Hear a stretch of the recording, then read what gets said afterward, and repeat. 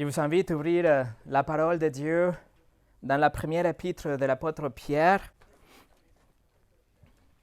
La première épître de l'apôtre Pierre ou 1 Pierre.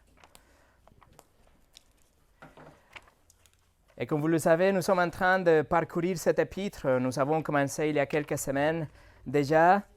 Ceci est le 4e message. Si vous n'avez pas entendu les autres prédications, ils sont disponibles sur le site et on vous encourage à les écouter pour pouvoir suivre, comprendre ce qu'on va étudier aujourd'hui et par la suite. Ce que nous avons vu, c'est que l'Église primitive, la première Église, était en train de faire face à une période de sévère persécution qui a augmenté de façon dramatique et brutale lors de la chasse des chrétiens partout dans l'Empire romain. L'apôtre Pierre, en tant que le leader des 12 apôtres et en tant qu'un des piliers de la première Église, écrit cette lettre avec l'objectif d'encourager, d'aider l'Église pendant cette période de persécution pour qu'elle tienne ferme, pour qu'elle tienne dans la foi, pour qu'ils s'appuient sur le Christ en tant que leur rocher. Et nous avons vu que la façon dont il encourage l'Église, c'est en les enseignant.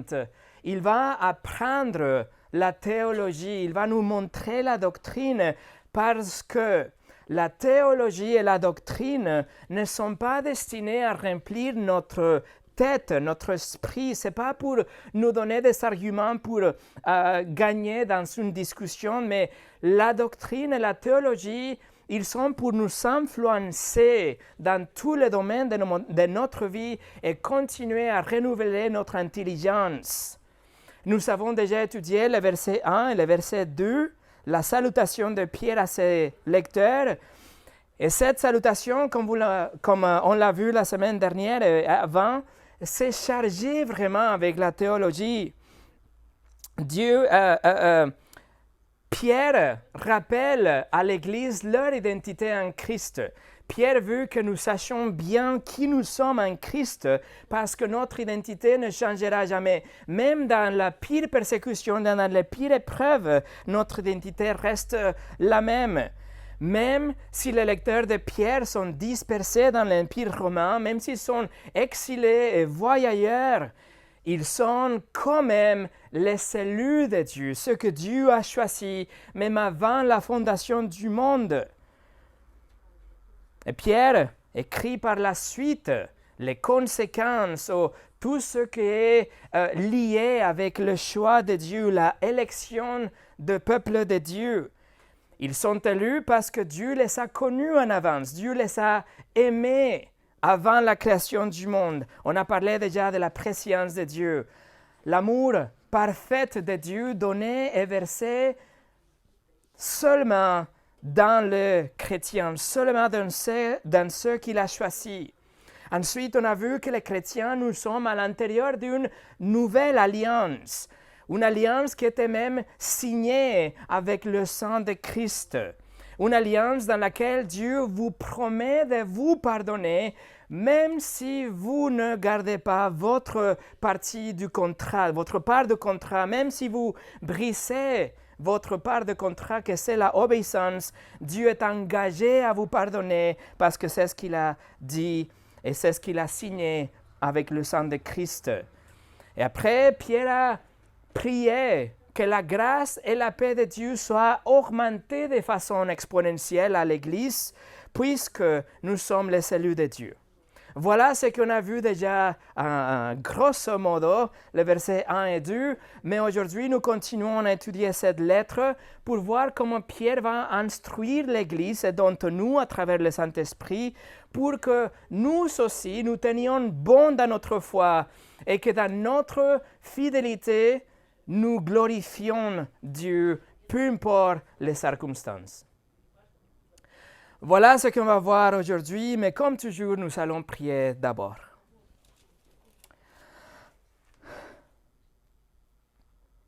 Seigneur, nous te remercions pour ta parole, la révélation que tu nous as donnée, que tu as préservée et qu'on a aujourd'hui devant nous. Merci qu'on a la liberté de nous réunir aujourd'hui autour de la parole et que tu nous donnes l'Esprit Saint pour nous guider dans l'étude de cette révélation divine. Seigneur, nous te demandons que tu nous encourages, oui, à travers cet épître, mais aussi que tu réprimandes ce que doit être réprimandé, que tu encourages, que tu sauves même ceux qui ne te connaissent pas vraiment. Seigneur, il n'y a rien à nous que peut faire quelque chose au niveau spirituel, donc nous dépendons 100% de toi. S'il te plaît, aide-moi à m'exprimer, aide-eux à recevoir. Au nom de Jésus, Amen. Le message d'aujourd'hui s'appelle « Béni soit Dieu ». Après la salutation de Pierre, nous avons maintenant le verset 3 jusqu'au verset 12. Le verset 3 jusqu'au verset 12, c'est vraiment un seul bloc dans cet épître. C'est une seule unité, c'est une sorte de préface au reste de l'épître. Dans cette section, verset 3 au 12, Pierre ne va pas donner des exhortations ou des commandements spécifiques. Il essaie juste de créer, si vous voulez, une bonne atmosphère pour que les lecteurs après soient disposés à recevoir et suivre les instructions que vont suivre après. Mais maintenant, il est en train juste de donner une sorte d'introduction. C'est une préface au reste de l'épître. Nous allons lire ensemble le verset 3, de verset 3 jusqu'au verset 5. 1 Pierre, chapitre 1, verset 3 au 5. Béni soit Dieu, le Père de notre Seigneur Jésus-Christ, qui, selon sa grande miséricorde, nous a régénérés pour une espérance vivante par la résurrection de Jésus-Christ d'entre les morts, pour un héritage qui ne peut ni se corrompre, ni se souiller, ni se flétrir. Il vous est réservé dans les cieux, à vous qui, par la puissance de Dieu, êtes gardés par la foi pour le salut prêt à être révélé dans les derniers temps. La parole de Dieu, mes amis. Pierre continue après de sa salutation générale, versets 1 et 2, il continue maintenant avec cette introduction, cette préface, et il nous donne 12 idées principales. La première chose, c'est l'acte divin de donner la nouvelle naissance, de donner une nouvelle vie. Et la deuxième chose qu'il explique, c'est la conséquence de cette nouvelle vie. Aujourd'hui, on va voir que le premier aspect, en fait, on va voir que la première moitié du verset 3, et nous allons diviser notre temps dans 3 sections. Je voudrais répondre avec vous 3 questions. Première chose, qui? Qui est Dieu? Numéro 2, quoi? Qu'est-ce que Dieu a fait? Et numéro 3, pourquoi? Pourquoi Dieu l'a fait? Première chose, qui? On va répondre à la question, qui est Dieu? Et regardez la première partie du verset 3. Béni soit Dieu, le Père de notre Seigneur Jésus-Christ. Pierre commence cette introduction avec une doxologie, avec une expression de louange. Il commence avec la joie de penser qui est Dieu.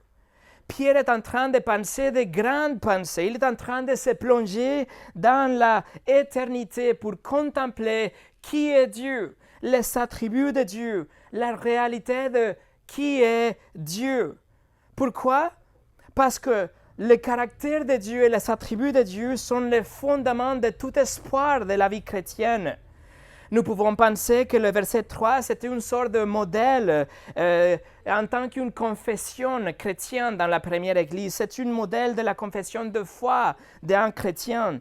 Paul l'utilise dans ses lettres aussi parce que c'est que si nous comprenons qui est Dieu, nous pouvons comprendre ce que sépare le vrai Dieu des autres faux dieux à travers de l'histoire. Regardez encore une fois, il commence avec béni. Verset 3, il commence avec béni soit Dieu, le Père de notre Seigneur Jésus-Christ.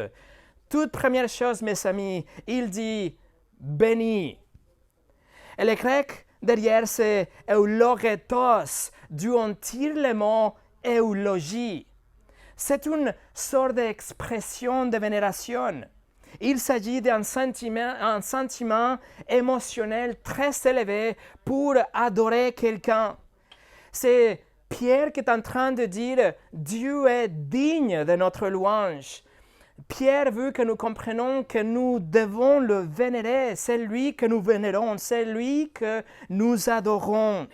C'est un mot très très fort, le mot derrière béni. C'est un mot tellement fort que dans le Nouveau Testament, il est utilisé que pour Dieu, exclusivement pour parler de Dieu.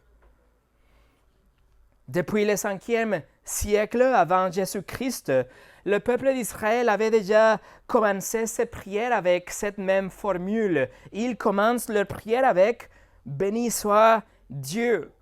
Par exemple, aujourd'hui, les Juifs d'aujourd'hui prient 3 fois par jour la prière qui s'appelle Shemoneh Esrei et ils commencent avec « Béni soit Dieu ».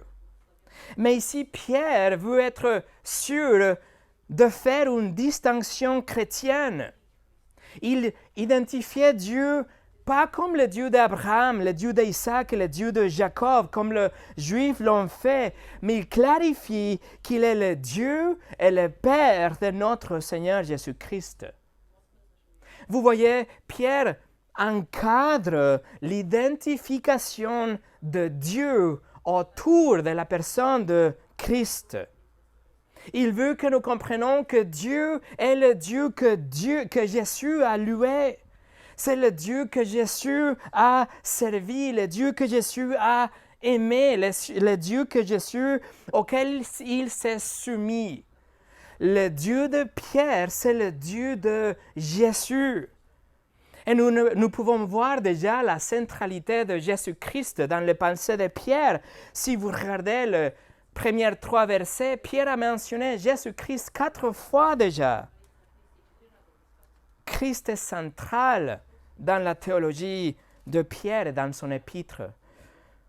Alors question, qui est ce Dieu? Qui est le Dieu qui est béni? Qui est le Dieu qui doit être vénéré? Qui est le Dieu qui est digne de toute louange? Qui est le Dieu qui mérite notre adoration, et vénération, et dévotion, et amour? Qui est Dieu? Réponse, verset 3. Il est le Dieu et le Père de notre Seigneur Jésus-Christ. Dieu est défini en termes de Jésus-Christ. D'ailleurs, petite parenthèse, mais c'est très important, le grec littéralement dit qu'il est le Dieu et le Père de Jésus-Christ, notre Seigneur Jésus-Christ. Mais malheureusement, la version de Genève, la Louis II 1910, la seconde 21, il ne traduit ça d'une façon littérale, mais il traduit, la traduction, il semble, comme si Dieu était seulement le Père de Jésus-Christ, mais pas le Dieu de Jésus-Christ. Tandis que le grec original, il dit qu'il est le Dieu et le Père de Jésus-Christ. Seulement la version La Colombe, j'ai trouvé, traduit ces versets d'une façon littérale, le Dieu et le Père de Jésus-Christ. Voilà le parenthèse. Dans l'Ancien Testament, Dieu était identifié en tant que le Créateur, oui, le Créateur de la création, mais aussi en tant que le Rédempteur, celui qui avait sauvé son peuple de l'Égypte. Mais dans la plénitude de la révélation du Nouveau Testament, il n'est pas seulement le Créateur, il n'est pas seulement celui qui a sauvé le peuple de l'Égypte, mais il est le Dieu et le Père de Jésus. Attention, le terme « Père », appliqué à la première personne de la Trinité, ça ne va pas dire qu'il est le Créateur du Fils, ou qu'il a fait exister le Fils comme un père donne la vie à leur enfant. Ce n'est pas dans ce sens-là qu'il est le Père. Le Fils, le Seigneur Jésus-Christ, a toujours existé. Il est une il est éternel, il n'a pas été créé, il a toujours existé depuis l'éternité, toute l'éternité. Mais il a pris une position de fils. Il a pris le rôle de fils par rapport à la première personne de la Trinité. Et c'est dans ce sens qu'il répond à la première personne, Dieu le Père, en tant qu'un fils suit le Père. Il se soumet à la volonté de son Père, il suit les directions de son Père et il dit et il révèle tout ce que le Père a dit qu'il doit dire. Voilà le Dieu de la Bible. Trois personnes, la Trinité, le Père, le Fils, le Saint-Esprit, avec le même attribut. Les trois personnes ont le même pouvoir, la même sagesse, la même omniprésence, le même amour, la même colère, la même omniscience, la même justice, la même miséricorde, la même sainteté. Trois personnes co-éternelles, co-égaux, mais un seul Dieu. Et c'était dans un conseil à l'intérieur de cette Trinité que la deuxième personne a pris le rôle d'un fils, en soumission à la première personne qui a pris le rôle en tant qu'un père. En fait, chaque fois que Jésus appelle Dieu dans les évangiles, à chaque occasion qu'il appelle le Père, il dit « mon Père ». À chaque fois dans les évangiles, il n'a jamais dit « Dieu » sauf sur la croix. Quand il était sur la croix, il a cité le psaume 22. Il se sentait abandonné par Dieu et donc il a cité le psaume. Il a dit « mon Dieu, pourquoi m'as-tu abandonné ?» Mais à part ça, il a toujours appelé Dieu « mon Père ». Les Juifs ne feraient jamais ça.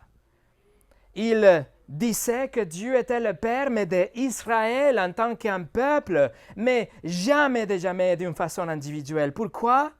Parce qu'un fils a la même nature ou la même essence que son Père.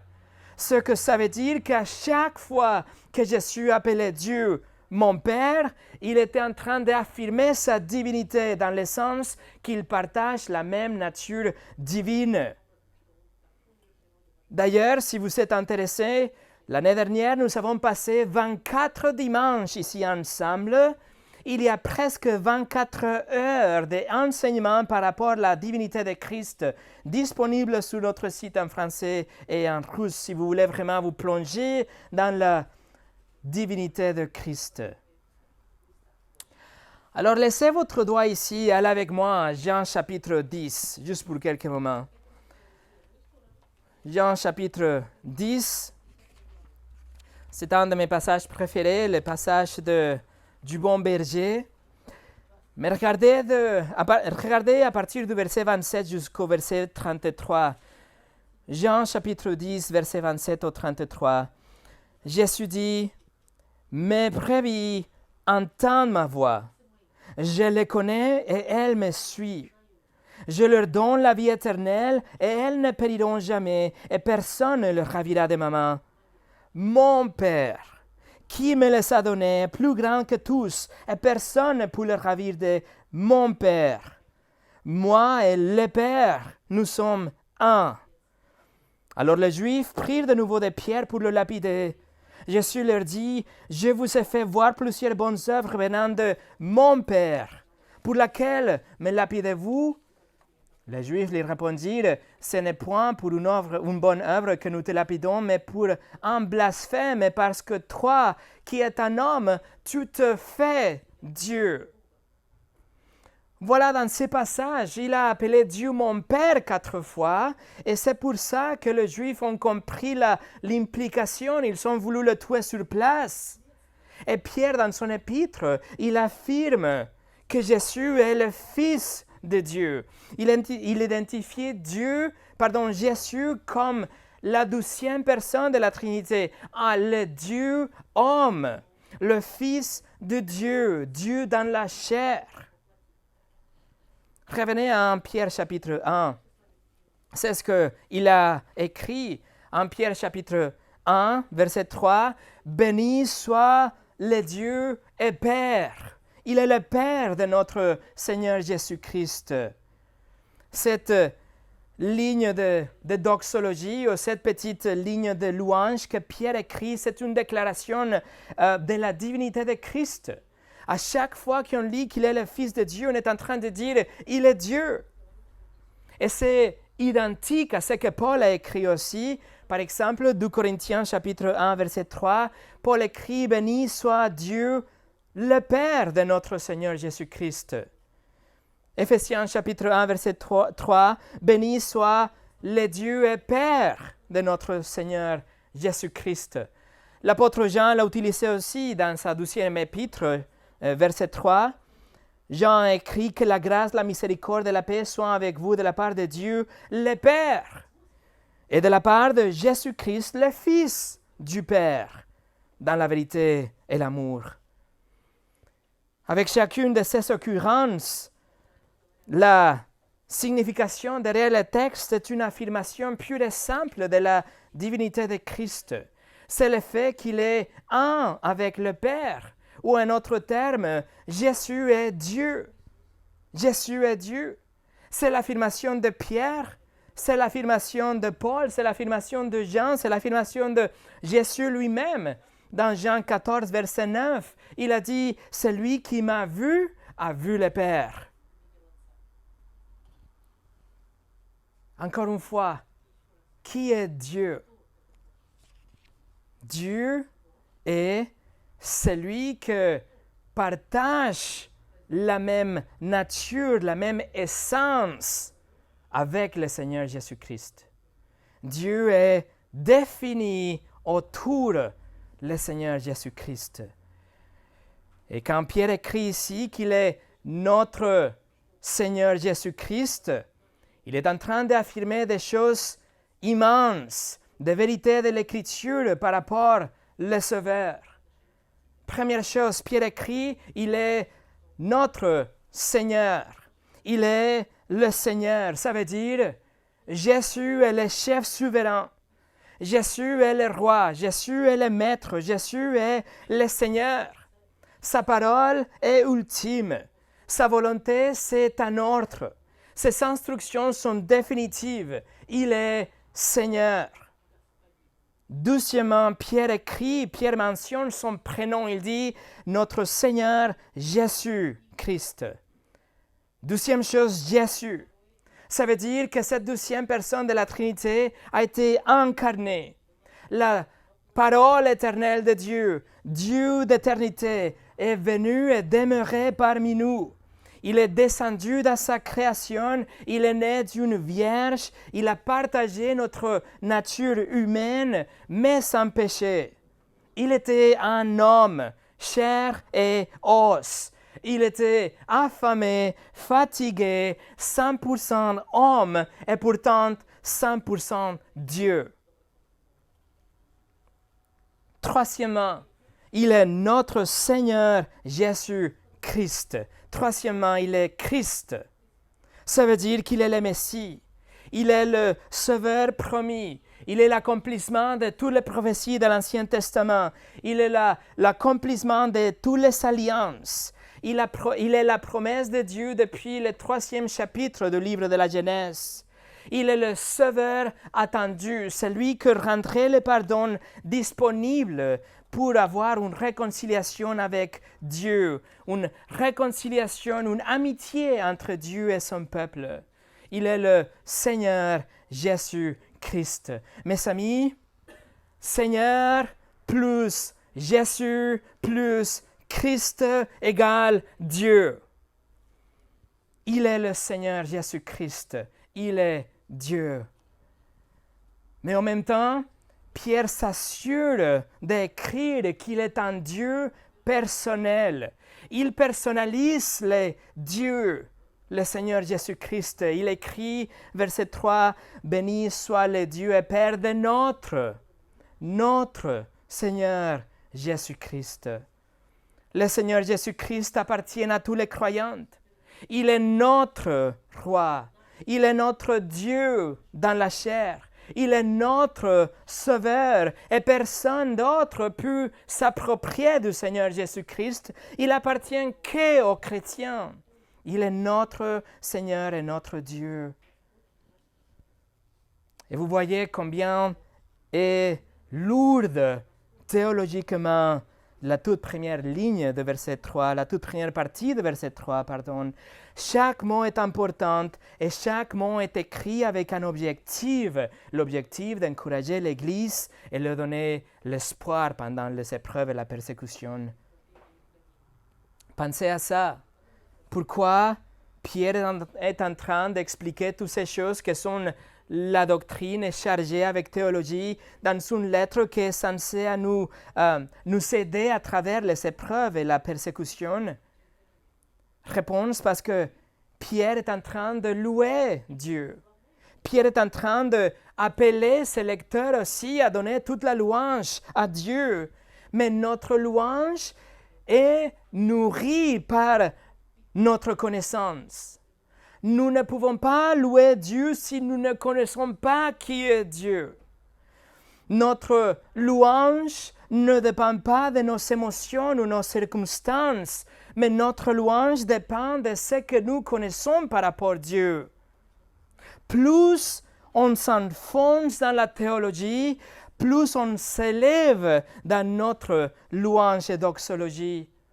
Nous devons vraiment connaître Dieu et ses attributs pour pouvoir vraiment donner la louange à ces dieux. Si on ne connaît pas Dieu, ou si on pense que Dieu est d'une façon différente dont notre imagination ou notre confort nous a dit, nous sommes en train de louer à notre Dieu et pas le Dieu et Père de notre Seigneur Jésus-Christ. Mes amis, ce n'est pas nos émotions, mais la parole de Dieu qui est le carburant de notre louange. Voilà qui est Dieu. Dieu est le Seigneur, le Père de le Dieu et Père de notre Seigneur Jésus-Christ. Numéro 2. Quoi? La réponse, la question est quoi? Qu'est-ce que Dieu a fait? Regardez le verset 3. Verset 3. Béni soit le Dieu et le Père de notre Seigneur Jésus-Christ, qui, selon sa grande miséricorde, nous a régénérés. Le verset en grec a ce petit mot « qui », parce que Pierre veut continuer à décrire qui est ce grand Dieu. Il veut continuer à décrire pour que nous connaissions et nous comprenions plus qui est ce grand Dieu. Et il nous dit que Dieu est béni, qui, selon sa grande miséricorde, nous a régénérés. C'est ce qu'il dit. Il s'inclut lui-même, Pierre, il dit, nous a régénérés. Autrement dit, il nous a fait naître de nouveau. Par contre, Pierre utilise un mot ici très intéressant, un mot que n'est pas utilisé nulle part ailleurs dans tout le Nouveau Testament. Seulement ici, et dans le verset 23, il utilise ce mot. C'est un mot composé de deux mots, que c'est être né de nouveau, ou né encore une fois, né une deuxième fois, anagenao.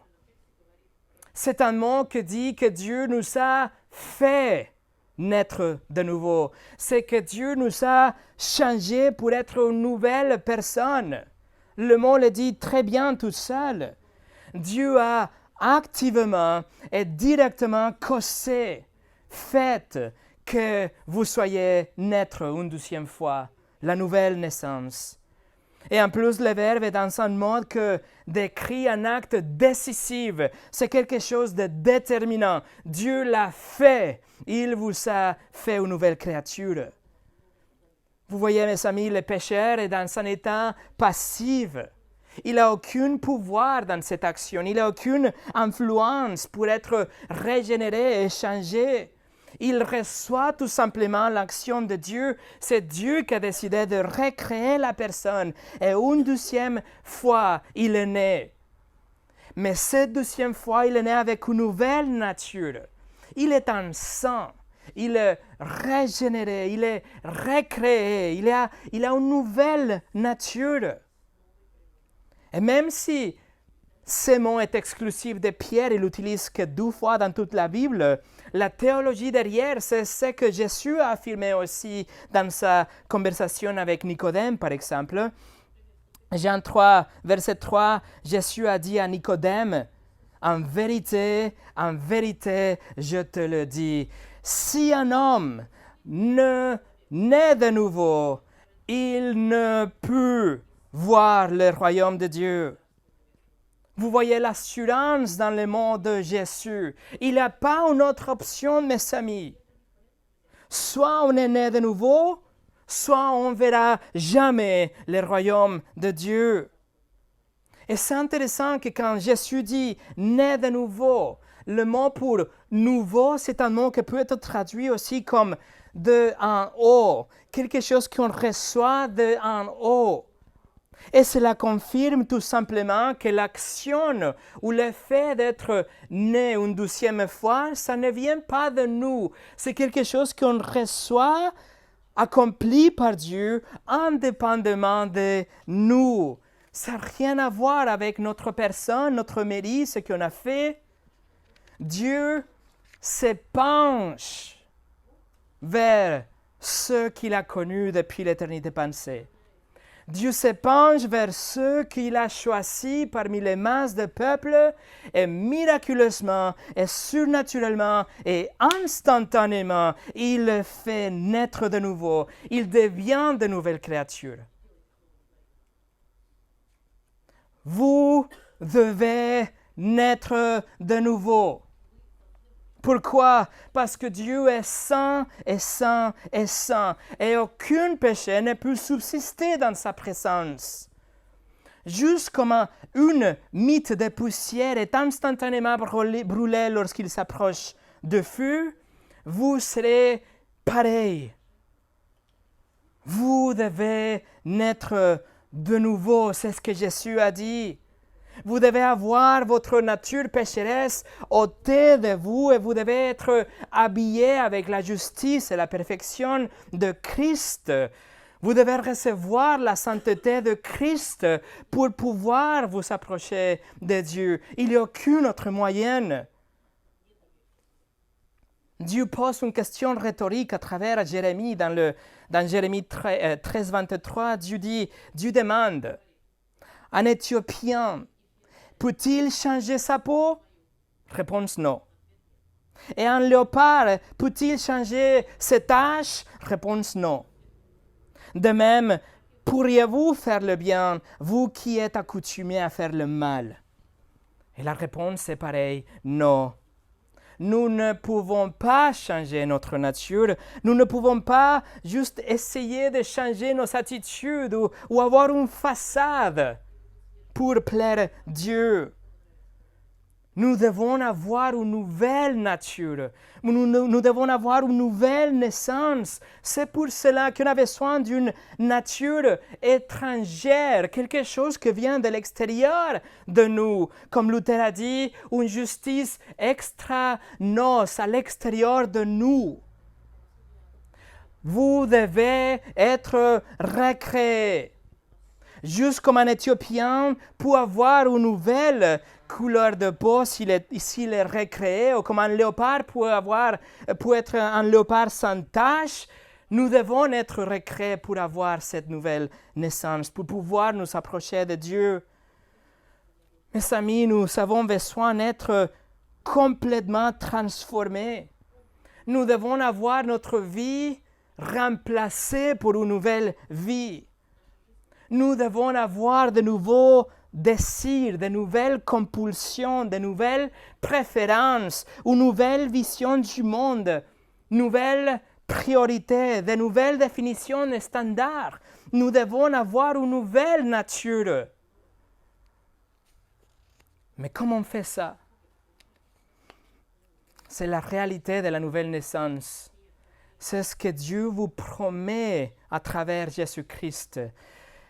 C'est ce qui se passe la seconde même lorsque vous vous repentez et vous placez votre confiance en Jésus-Christ comme votre Seigneur et votre Sauveur. La seconde même que vous savez la vraie repentance, c'est que vous placez votre vie en Christ, il vous fait naître de nouveau. 2 Corinthiens 5, 17, si quelqu'un est en Christ, il est une nouvelle création. Si quelqu'un est en Christ, il est une nouvelle création. Les choses anciennes sont passées, voici toutes les choses sont devenues nouvelles. Mes amis, c'est ce que Dieu a réalisé dans votre cœur par la grâce, à travers de la foi, en tant qu'un cadeau gratuit si vous êtes vraiment un chrétien.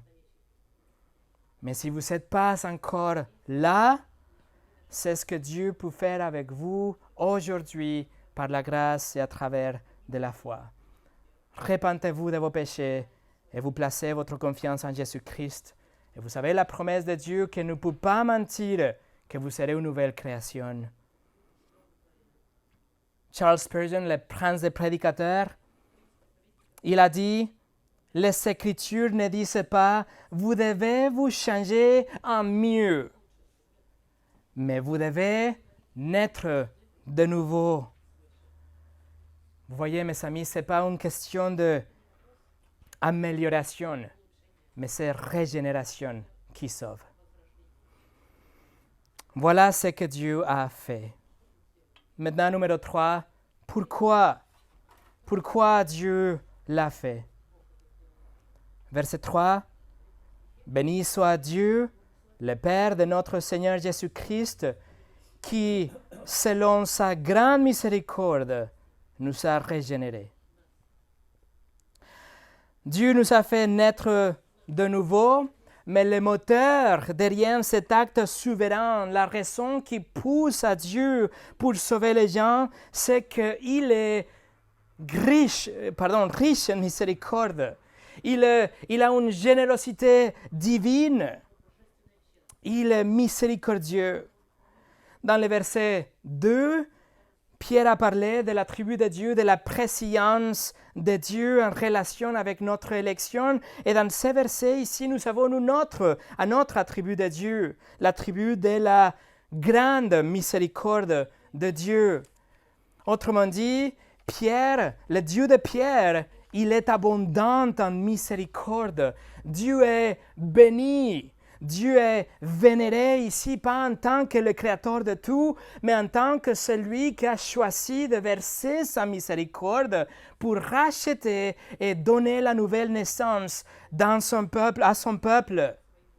La grande miséricorde de Dieu, c'est un attribut de Dieu qu'il a déclaré à Moïse dans Exode 34. Exode 34, verset 6. L'Éternel passa devant Moïse et il s'écria, « L'Éternel, l'Éternel, Dieu miséricordieux et compatissant, lent à la colère, riche en bonté et en fidélité. » La miséricorde de Dieu. Miséricorde, c'est un acte libre de Dieu. C'est quelque chose qu'il a choisi à faire. Mais l'acte de Dieu se concentre dans la condition misérable de pécheur. C'est Dieu qui regarde et voit les pécheurs impuissants. Il voit que nous sommes corrompus et misérables et que nous sommes dans une situation désespérée et perdue. Et lui, dans son libre arbitre, dans sa liberté de choix, il décide d'intervenir pour changer la condition désespérée et sans espoir des pécheurs. Et vous dites, mais moi, je ne suis pas là. Je ne suis pas vraiment quelqu'un de désespéré, quelqu'un sans espoir. Oui, j'ai fait des erreurs dans ma vie, j'ai fait des mauvais choix dans ma vie, mais je ne suis pas vraiment dans un état misérable, dans un état pitoyable comme ça. Laissez-moi vous aider en lisant juste 4 versets parmi des dizaines qui expliquent comment Dieu vous voit. Quelle que soit votre estime de soi, voici la vérité, voici la condition de la race humaine. Genèse 6, 5. L'Éternel vit que la méchanceté des hommes était grande sur la terre et que toutes les pensées de leur cœur se portaient chaque jour uniquement vers le mal. Ecclésiaste 9, 3. Le cœur des fils de l'homme est-il plein de méchanceté? Et la folie est dans leur cœur pendant toute leur vie. Et après, ils vont chez les morts. Jérémie 17, 9. Le cœur est tortueux par-dessous de tout. Il est méchant. Romains 8, 7 et 8. L'affection de la chair est inimitié contre Dieu, des ennemis de Dieu, parce qu'elle ne se soumet pas à la loi de Dieu et qu'elle ne le peut même pas. Ceux qui vivent selon la chair ne peuvent plaire à Dieu. Et ça, c'est la condition de notre cœur selon la parole de Dieu. Peut-être nous pensons qu'on est bien, qu'on n'a rien fait de mal, mais la parole de Dieu est claire. Nous savons une nature pécheresse. Nous avons une inhabilité pour nous détourner vers Dieu et nous tourner vers notre péché. Nous sommes morts dans nos péchés, dans nos transgressions. Nous sommes sales devant Dieu. Nous sommes même dégoûtantes devant Dieu dans une condition misérable. Nous sommes impuissantes devant Dieu. Nos cœurs courent vers le mal. Nous mentons sans aucun remords. On vole juste pour s'amuser. Nous convoitons avec fierté. Nous désirons des autres hommes, des autres femmes sans aucune honte. Nous blasphémons sans réfléchir. Mes amis, on a tous fait ces choses. Nous avons tous transgressé la loi de Dieu et il n'y a rien que nous pouvons faire pour plaider notre cas devant le juge de l'univers. Nous sommes coupables parce qu'il est juste.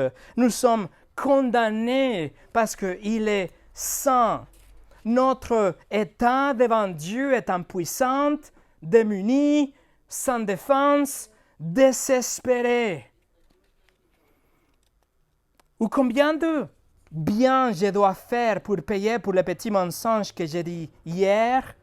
Combien de choses je dois faire pour payer pour l'amertume que j'ai envers quelqu'un qui m'a fait du mal il y a quelques années? Combien de religions je dois faire? Combien de bonnes œuvres? Combien de bougies? Combien de prières je dois offrir pour acheter le pardon de Dieu? Nous sommes désespérément impuissantes devant un juste juge qui nous jugera selon ses critères et son standard est la perfection.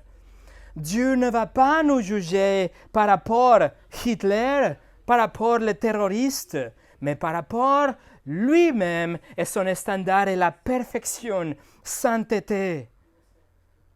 Vous voyez, mes amis, nous ne pouvons pas nous sauver nous-mêmes. Nous ne pouvons pas acheter notre sortie.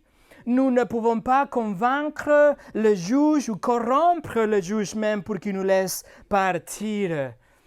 C'est dont doit faire ce que nous devons faire. Et de nous jeter aux pieds du juge. En tant que mendiants qui n'ont rien à offrir, on doit nous jeter devant lui. Et à part de notre main étendue, nous n'avons rien à donner. Tout ce qu'on a besoin, c'est d'un centime de miséricorde de Dieu. On n'a rien à donner. On ne peut que recevoir en tant que des mendiants, de sans-abri, des gens démunis. Et si on demande avec la main humble, étendu en tant que gens qui n'ont rien à offrir, Dieu est riche en miséricorde. Et Dieu fait miséricorde. Et Dieu nous donne la miséricorde. Et Dieu nous donne plus que les centimes qu'on a entendus de la main de Dieu. Ephésiens 2, 4, 5 nous dit, Dieu qui est riche en miséricorde, À cause du grand amour dont il nous a aimés, nous qui étions morts par nos offenses, nous a rendus vivants avec Christ. Le Seigneur Jésus a démontré sa miséricorde dans le milieu de guérison. Il a pu démontrer sa divinité dans des autres moyens, mais en guérissant, il est en train de montrer sa miséricorde. Il est en train de voir la condition épouvantable, démunie de tous ces mendiants, de tous ces gens malades. Et il a fait miséricorde. Son cœur compatissant a guéri les malades. Pourquoi Jésus a guéri les malades? À cause de sa grande miséricorde. Dieu a pris un corps humain pour entrer dans sa création. Et là, c'était la preuve ultime de la miséricorde de Dieu. Jésus-Christ avait une vie parfaite. Il est mort à la place de pécheurs. Il nous donne sa vie parfaite en échange de notre vie pécheresse. Il a porté en lui nos péchés, la colère de Dieu, et ainsi la justice était satisfaite. Et c'est comme ça que les pécheurs peuvent être déclarés innocents. Mais ce que nous devons faire en réponse, c'est nous détourner de nos péchés. On doit avoir la repentance. C'est détourner de ces péchés que même nous aimons aujourd'hui, mais notre conscience nous le dit. Ce sont des choses qu'il ne faut pas faire ou voir ou dire. Et doucement, on doit avoir confiance en Jésus-Christ, le seul dans l'histoire de l'humanité qui est mort et ressuscité pour sauver les pécheurs. Prenez la miséricorde de Dieu aujourd'hui. La miséricorde est libre. La miséricorde réside en Dieu. C'est un acte de Dieu que nous ne pouvons pas demander. Nous ne pouvons pas acheter la miséricorde. Nous ne pouvons pas mériter la miséricorde. Dieu n'est pas obligé à faire miséricorde. Il ne peut pas être persuadé à faire miséricorde. Il ne peut pas être soudoyé ou séduit. Mais Dieu a choisi de le faire parce que, comme on a lu juste avant le culte, il a dit qu'il fait miséricorde à ceux qu'il veut faire miséricorde. Cela ne dépend pas de l'homme, mais de Dieu qui décide de le faire. Notre salut est enraciné dans la miséricorde de Dieu. C'est pour ça que Paul décrit Dieu comme le Père de miséricorde. Et voilà le pourquoi, mes amis, puisqu'il est riche en miséricorde. Écoutez ce que John MacArthur écrit, ce prédicateur américain. Il a dit « Nous voilà dans la piteuse condition d'être perdus dans le péché, damnés pour l'enfer, esclaves du péché. Nos esprits corrompus, nos cœurs sont corrompus et trompeurs, nos désirs sont tordus et immoraux. Et dans cette condition de misère, nous avons besoin de miséricorde. Plus exactement de l'attention pleine de douceur, de compassion et de patience de Dieu, le Dieu de miséricorde. » Et pour finir aujourd'hui, le Dieu et Père de notre Seigneur Jésus-Christ nous a fait miséricorde parce que nous étions dans un état démuni. Et il nous a accordé par la grâce la nouvelle naissance. Et c'est à cause de cette nouvelle naissance, c'est à cause de cette nouvelle nature, ce nouveau désir que nous avons, que nous sommes persécutés. C'est à cause de ça que la première Église est en train d'être persécutée parce qu'ils avaient reçu de la part de Dieu une nouvelle nature. Vous voyez, mes amis, la persécution, ce n'est pas forcément une malédiction. Ce n'est pas ça, au contraire, c'est une preuve d'une nouvelle nature. C'est la preuve que nous sommes abondamment bénis au-delà de toute mesure parce qu'on a reçu la miséricorde de Dieu dans notre nouvelle naissance. Oui, une nouvelle naissance va vous mettre dans une trajectoire directe contre le monde, une trajectoire de collision avec les valeurs de ce monde. C'est inévitable, mais cela montre que vous êtes vraiment né de nouveau. que vous avez vraiment reçu la miséricorde de Dieu, l'élection de Dieu, l'amour de Dieu, l'alliance de Dieu.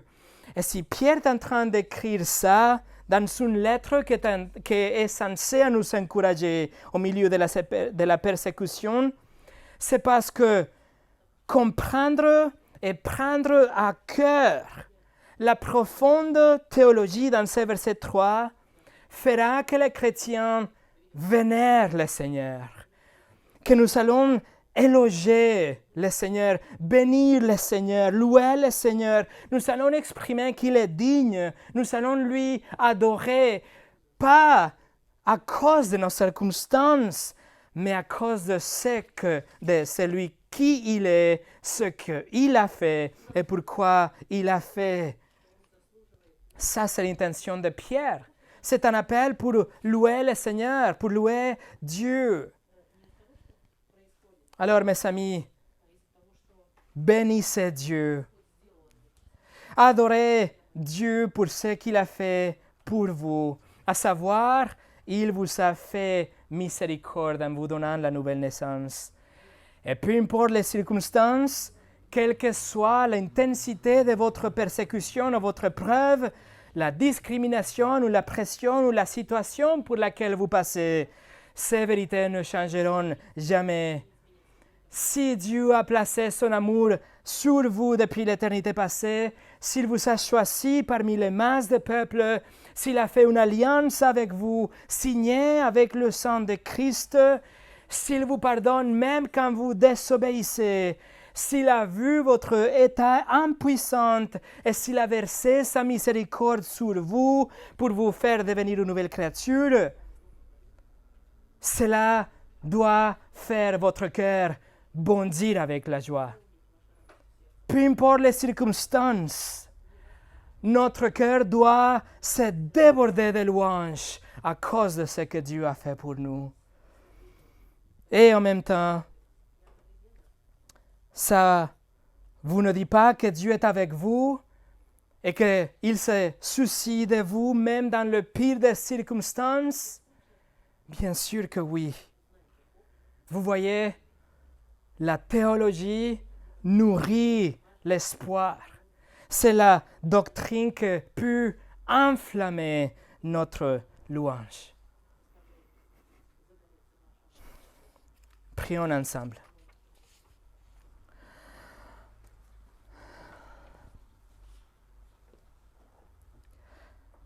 Seigneur, tellement de vérités qu'on a étudiées aujourd'hui, tellement de choses profondes qu'on a vues aujourd'hui. Seigneur, je te demande, s'il te plaît, dans ta grâce, que tu raffermis ces vérités dans le cœur de mes frères et mes sœurs et tous ceux qui ont écouté et vont écouter ces messages.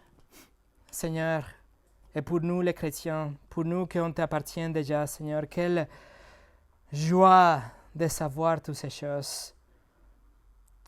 S'il te plaît, Seigneur, aide-nous à nous rappeler de toutes ces vérités tout au long de notre vie, même dans le pire des circonstances. Merci par ta miséricorde. La miséricorde qui est disponible aujourd'hui pour tous ceux qui viennent à toi d'une façon humble, en reconnaissant leur état pitoyable dans le péché et en route pour l'enfer. Merci Seigneur que ta miséricorde est grande, que tu es riche en miséricorde et que tu donnes grâce à tous ceux qui viennent à toi dans la repentance et la foi en Christ. Nous te remercions pour ta parole, que c'est vraiment notre guide pour le bon moment et aussi pour le mauvais. Seigneur, tu es bon, tu es miséricordieux. Nous te bénissons pour tout ce que tu as fait, pour qui tu es aussi. Au nom de Jésus. Amen.